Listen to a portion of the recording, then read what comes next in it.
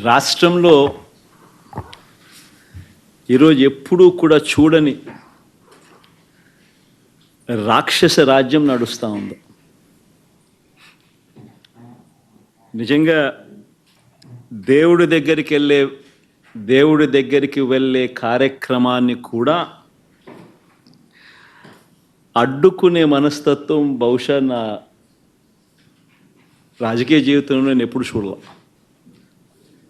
దేవుడి దగ్గరికి దర్శనం చేసుకునేదానికి వెళ్తాము అని అంటే కూడా అడ్డుకునేందుకు ప్రయత్నం చేస్తూ అడుగులు వేస్తూ ఉన్న పరిస్థితులు బహుశా ఎప్పుడూ కూడా జరిగి ఉండదు.